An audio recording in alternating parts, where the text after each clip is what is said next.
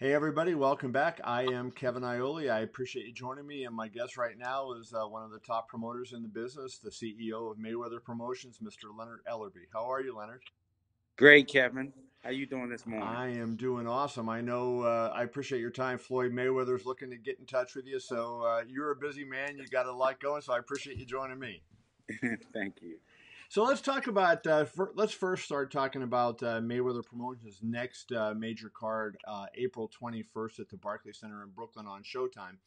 Adrien Broner against Jessie Vargas. Who now do you have him? Do you have Vargas under promotional contract now? I know you used to. Do you have him now under contract? No. His and obviously he was with Mayweather Promotions. His contract had expired and he had moved on obviously to Top Rank and now he's a free agent. Jesse's an outstanding young fighter and I'm excited to be promoting this card with him on it. I had a great conversation with him. It's like 3 days ago. I call him a young veteran. You know, really excited about the April 21st card. It's an all-star lineup. You have three televised fights that are standalone main events within itself. So we're really excited about this card and it kicking off at Barclays Center. I know you're not a trainer of fighters, you're a promoter, but I want to ask you, just as a guy that knows the fight game. Jesse Vargas switching trainers all the time. He one time was Roger Mayweather, then he had Roy Jones, then he had Salas. I mean, then Dewey Cooper, and now I know he's changed again. What do do you think that's good or bad for a guy to jump around and have a lot of different voices fight after fight, and you don't have the same consistent message being delivered? Well, oftentimes I think what happens is that you have to find what's the perfect fit for your career, and sometimes guys are able to uh, work with a specific trainer and they get what they actually need, and then sometimes you just kind of tweaking here and tweaking there, and I think Right. that might be the case with Jesse. That's one of the things he has had several different trainers throughout his career, but one thing about him, he's been putting on consistent performances, and he's one of the top fighters in the sport. I think a lot of people have dogged Jesse, and he fought a really good fight against Tim Bradley. Theoretically could have gotten a knockout in that fight. He thinks he should have gotten a stoppage in that fight. And his fight with Manny Pacquiao. But I think he's underrated. He beat Saddam Ali, and I don't think a lot of people thought too much of that until Saddam Ali turns around and dominates Miguel Cotto to win a 154-pound title. How is it that a guy like that's good enough to, if not beat the Pacquiaos and Tim Bradleys and certainly beat a Saddam Ali, how is it that a guy like that runs under the radar? Is that just the way boxing is right now? Yes, it is the way boxing is. It's what have you done for me lately kind of thing. But in Jesse's case, what I've been most impressed with is how he's been able to, because he's in his prime right now. And I think with fighting in those big fights have prepared him for April 21st, fighting a guy like Bronner, who's, very well recognized, has been in with, a lot of good fighters and who's willing to. It's one thing about Bronner also, he's willing to fight anybody. I think it's a terrific matchup. And when you look back on Jesse's career thus far, I think that the valuable experience that he has fighting the top guys like Pacquiao and Bradley again has put him in a very good situation that he knows what to expect, and when the bright lights come on, he won't freeze up, and I expect a very good fight from both guys. Well, let's get to Broner because a lot of people like to talk about him. He's certainly a polarizing, controversial figure. So I'm going to preface my comment to you, and I want you to respond to this. But I'm going to preface it by saying this. I think I'm one of the few people that knew Floyd longer than you did, and I covered Floyd, in some of the late amateur career before he went into the pros. Um, and I know when Floyd, he was showing off and doing things like, hey, I accept that as part of the business, and you're trying to build a brand and you're trying to sell yourself. But some of what Broner does to me really crosses the line. And he was proclaiming himself a superstar before he really ever had fought anybody. what should we think of a guy like Adrien Broner right now? I mean, how do we take him seriously given, he's getting arrested, he's getting in all sorts of difficulty outside the ring and inside the ring, you can see his enormous talent, but he gets spanked by a Mikey Garcia. He seems like he's never fulfilled the promise that you think he might have. Well, I think he's got his hands full on the 21st of April. That's for sure, because Jessie Vargas don't care nothing about none of that, what has happened in the past. And Jesse's going to be looking to do his thing. And so I think with that kind of challenge in front of him, you know, he's really got to step up. Adrien Broner really has to step up because Jessie Vargas is going to be there. And again, it's a terrific fight. And both guys have a lot to prove. In Bronner's case, I think a lot has happened early on in his career, and he's kind of been all over the place and a lot of different situations. Um, but he's got another opportunity, and he's got to make the most of that. And I think that ball is in his court, and these opportunities don't continually come around if you're not making the most of these opportunities and you're putting forth the best effort that's possible. He's changed his scenery as far as his training is concerned. He's brought on Kevin Cunningham, who's an outstanding trainer, as we all know, to be another voice in the Kevin's one of the corner. best, and he's a good guy, I think, to really discipline a fighter. Yes, he really is. But Adrian's going to be Adrian and do what he needs. He's going to do what he needs to do. Oftentimes, when you look at a guy like him, is I think that this is the defining fight in his career, and I think that with it being on this particular platform, I think we'll see the best out of him. I think Broner, tell me if you agree or disagree with this. I think Broner has been hurt by an association with Mayweather, and he sees Mayweather and all the attention Floyd receives and all the, and so he wants that, but he's not willing to do what Floyd did to get that. I probably think I know as well as anybody other than David Mayo of Grand Rapids how hard Floyd has worked and what he has put in to get to the top. Seems like Broner wants the glory and the money and all that, but he doesn't seem to have done the kind of things that brought Floyd to that point. Well, he's patterned, a lot of things after Floyd's career. As far as there are a lot of similarities where, from an image standpoint, and I think from the outside of the ring stuff, some of the young fighters have seen the success that, like you mentioned, that all of the success that Floyd has had. But again, like you mentioned, Floyd has always been focused on his career and putting in that work before anything. Floyd takes his job very, very seriously. And I think he's been a great example for a lot of the young fighters. And what happens is that some of the fighters get led astray because the way social media is, and like you said, there's so much going on out there in the world now, and everybody's looking to do things outside of the ring as opposed to putting in that work inside the ring and becoming the best fighter that they can be. Right. And when you become that, then all the stuff outside of the ring, it kind of all comes together. And it was the same way with Floyd's case. Floyd was always able to focus on putting in that work, and he's worked harder than anyone. But he was a risk taker. He was a risk taker. He understood that in order to go to the next level, to be a superstar in the sport, because boxing only has a smaller audience as diehard boxing fans, but even to be able to cross over into that mainstream world, you have to be able to do things different.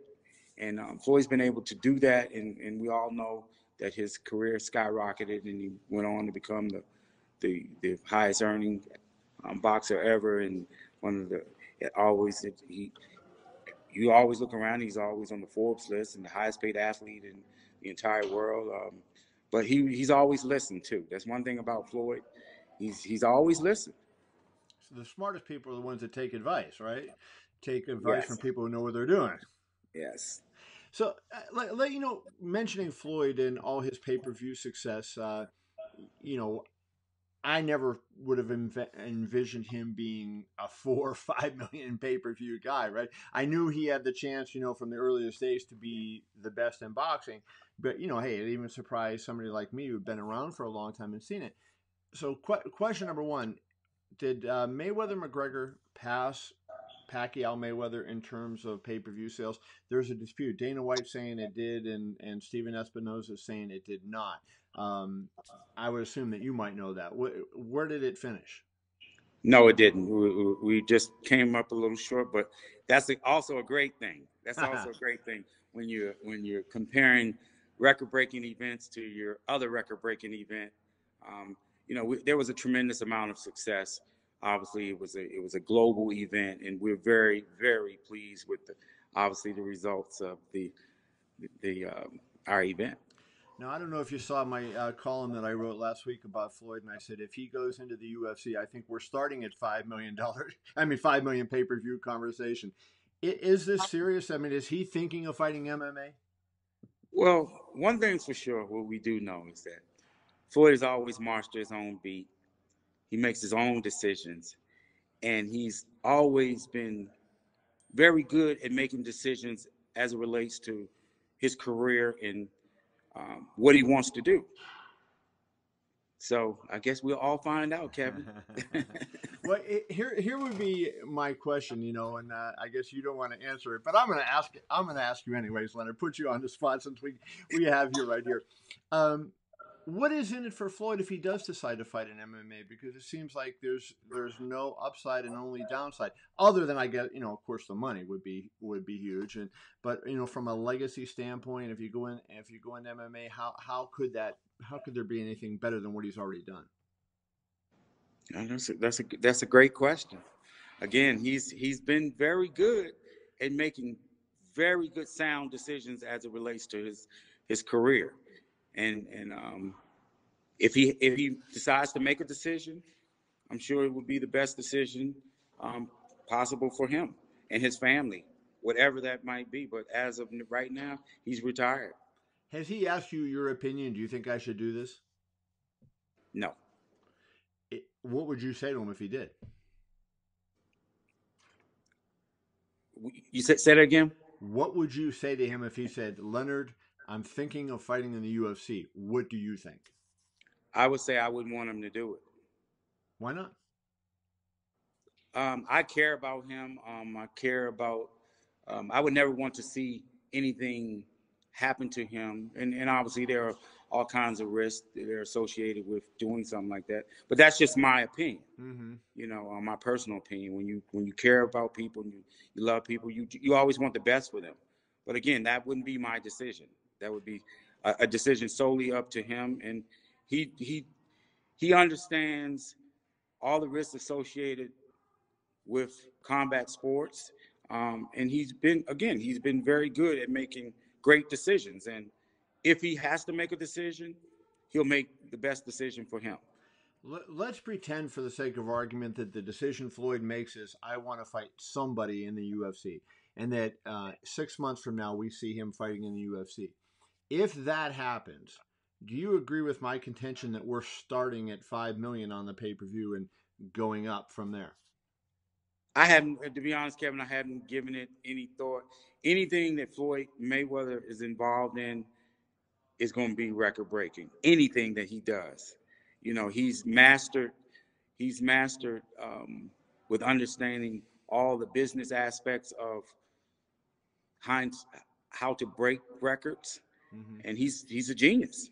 So if he decided to do something like that, there's no doubt that if those numbers would be ridiculous. Well, let's go in a segue into something that you do have control over, the future of boxing and how boxing grows. As a promoter, as one of the prominent promoters in the business, you have control over that. And we're about roughly the same age. I have a little more gray hair than you do, so I got you by a few years. But we grew up in the 70s, and you remember the Muhammad Ali era, and then Sugar Ray Leonard and Mike Tyson coming after that. And I was thinking, I know the Spinks Ali rematch on ABC, I believe, did like 95 million viewers on ABC. Like, it's just sick to think of that. Like, we're talking about, did ESPN get 1 million? Did Showtime get 500,000? And they're talking about 90 some million. How can you as a promoter get boxing? I know we're not going to go back to those days, but to get it a higher position and more prominence in the American landscape, where we're not fighting for a 500,000 viewers on a Saturday night, that, hey, we have a lot of people that are interested no matter who's fighting. Well, I think if you give the fans out there a quality product, they will support it. And if you promote it properly, it's all about giving the fans really what they want to see. Mm-hmm. A lot of people have opinions as it relates to matchups, but at the end of the day, it's entertainment. You're delivering a product to the fans, and if you give the fans exactly what they want to see, and it was no different from Mayweather McGregor. It didn't matter that Conor McGregor didn't have any professional fights. Right. The fans wanted to see that particular fight. Right. So I if you agree give with the fans what they want to see, they will support it. I think when you take, my opinion, Leonard, when you take a Floyd Mayweather, an Oscar De La Hoya, a Mike Tyson, an Evander Holyfield, those kind of guys out of the picture, and then you take the rest of the field, and so a Keith Thurman or a Sean Porter or a Terrence Crawford, they don't have the ability to do that, I don't think, and draw those same kind of numbers. But yet they are great fighters. They are going to be the next generation of superstars in this sport. And that, to me, that's the challenge. We're going to find somebody that succeeds Floyd and becomes the next big, pay-per-view star at some point, whoever that might be. It's Canelo is the big guy right now, but whoever that would be next. But how do we ensure that the Thurmans and the Garcias and the Porters and Crawfords and guys like that, the Errol Spences, that they get that kind of attention, and that the public really gets a chance to appreciate how good those guys are? Well, some of the guys that you mentioned, they've been on platforms that have had a lot of success with the viewership. As it relates, we'll use Errol Spence for an example. 6 million. The Thurman Garcia fight, 5 million. The Thurman Porter fight, 4 million. Thurman Garcia, 4.2 million.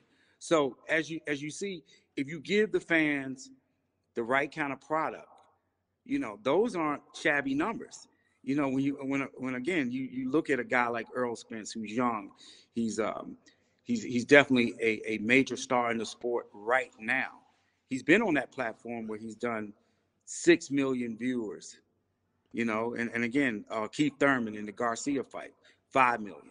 And that's what it comes down to. You look at a guy like Manny Pacquiao, when he went on network, when they had the fight on ESPN with Horn, I think they were right around 2.8.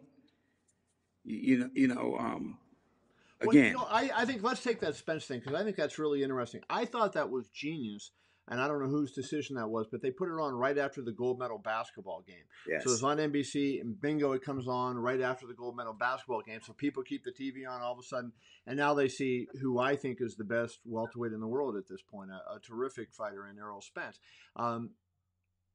Top Rank, I think, is trying to do that with their deal with ESPN. They had the Heisman Trophy presentation lead into Rigondeaux Lomachenko fight. They had Virginia and North Carolina lead into their game recently. So I think it was their fight recently. I like those kind of things. Do you see more of that happening, Leonard? Like, will Mayweather Promotions get away from, and just instead of doing every Saturday night, maybe be flexible and say, hey, let's move it around? Is there any rule that a boxing has to be at 11 o'clock Eastern time on Saturday night? No, well, actually, what you just mentioned, that's we're in the television world, that's stunt casting. So you always have to be creative and find different ways to elevate your product. And we got some surprises. We have some very big events that's coming up. Again, the 7th of April, we're co-promoting with TGB Promotions. We have Lara versus Herb, and a great matchup. unification bout. We have the Truax DeGale rematch, and a very, very exciting fight. And we're going to announce another addition to that card. We got any? Can we get some scoops here today? I'm gonna make another announcement later this week, and you're gonna get it. Okay, I'll be waiting. Yep. That's gonna be a terrific card here at the Hard Rock. And again, we move on from there. We go to the 21st of April. Obviously, we just kind of talked about the Broner Vargas, another exciting young fighter in Charlo and Centeno, and then obviously Mayweather Promotions own, who I think is the most exciting, one of the most exciting fighters in the sport, Gervonta Davis. He'll be fighting on Cuellar. Again, so from our perspective, from Mayweather, all we're looking to do is put on big events, and for the first 4 or 5 months, obviously in January we had Ronald Garrill fighting for the title. We have obviously Gervonta fighting for the title. We got Badou Jack fighting for the title. So that's all we're looking to do, continue to put our fighters in the best situation and create opportunities for these young fighters and to take boxing to the next level. I was going to end, you segued perfectly into my ending. I wanted to ask you about Gervonta. Incredible backstory that he has. And he performed, when he got his first title shot on Showtime, absolute destruction. He looked like a future superstar. He did not look like so much of a superstar on the Conor McGregor undercard, both by missing weight and, I thought by his behavior. Which is the real Gervonta Davis? Well, I know what the real Gervonta Davis is about, and anybody who talks to me, I'll continue to say the same thing. Gervonta Davis, if he listens, which he's definitely on the right track now. He's went through some challenges last year. The year started out great. It got even better, and then it went completely downhill. Right. And again, he had to accept responsibility as a young man and as a fighter for what position he put himself in. I think he learned from those kind of things, and I think it will make him a better fighter and a better young man. And I think the sky is definitely the limit for him. And there's no doubt in my mind, if this young man listens, he's going to be, in a couple of years, he's going to be the biggest star in the entire sport. Mm-hmm. He has and what he has the it factor. He when I see a guy like him, it's like the way things are in our society as it relates to growing the brand, he understands what that's all about. And those are the kind of things you have to have on awareness to be able to go to the next level, along with being able to put in that work and put on those great performances. What Gervonta Davis brings to the table is something totally, totally different. Again, he has that it factor. He can punch with either hand, and he knocks guys out.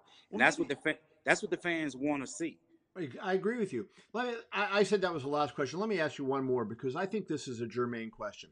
Okay. Most of the stars in boxing, I don't want to say all of them, but most of the stars in boxing are what would be considered minorities, African American or Hispanic, right? I think that would be a fair statement. And most of the media is white.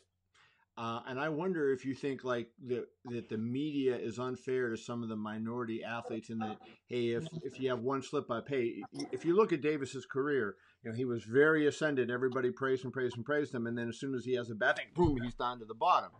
And I wonder, do you think that that's something that the media, and I'll include myself in this. I don't believe I'm a racist person at all, but do you feel like the media has to take some responsibility for the way it treats minority athletes? Yeah, I think there's definitely an issue as it relates to that, and I've seen it. I've been very vocal about certain members of the media hating on. Still, to this day, how could you not like what Floyd has done in the boxing ring? You have some media members who've always found a way to discredit him. So it's there's been a lot of progress, but there's still a long way to go, with that. And I think it's a matter of just having an awareness and understanding. And again, it's like everybody's so negative. Everybody's so negative. It's not people's looking to find ways to uplift the sport, but every time you look around, it's just like they're trying to find ways to tear somebody down, as opposed to not you don't have to kiss nobody's behind, but again, it's that find ways to uplift the sport. And it's just so much negativity in our sport. That's why we with Mayweather Promotions, we just try to get a good group of fighters, and we just all about just being positive and creating opportunities and really giving the fans really what they want to see. So, I agree with you. I mean, I know you're trying to do that. I guess the whole issue would be, does a guy like Gervonta Davis get treated more harshly than a comparable white fighter would have with the exact same circumstance? Yes, and I think, but the difference is that Gervonta is a lot more vocal too, and outspoken. And Gervonta really he comes from a different environment, and his background has a lot to do with his personality.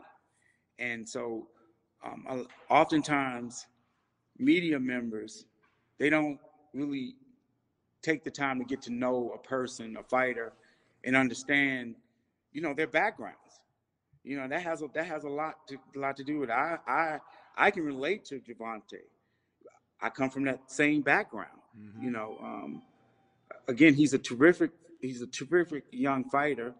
He's still got a lot to learn. But he's in the right situation. That's why Floyd wanted him on our team. That's why he signed him. He saw the star potential in this young fighter, and again, he has something that's special. He really, really does. He really does. And again, when we look around in 3 years, we'll be coming back to this interview, and you'll be like, "Yeah, you called it. You said that this young man was going to be the biggest star in the sport." Well, you know who called it with Mayweather, right? You remember? Oh, it's no doubt. It's no doubt about that, Kevin. No doubt. And again, we really appreciate your honesty, and you've been very candid about situations when Floyd he's made mistakes. You've been very vocal about that, but also you've been very honest about what he's done for the sport and how he's elevated the sport and put the sport on his back.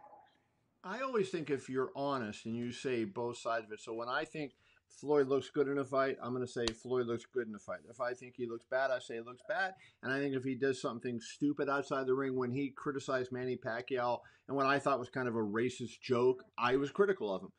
But other times, hey, I know he's just trying to sell tickets and sell pay-per-views. So I think, to me, I wish that is what we would all get to. It's just, hey, be fair on both sides. If you're gonna be critical, make sure that your facts are correct. And if you're gonna praise somebody, fair. Be fair. When they do well, make sure you praise them. Yes, there's no doubt.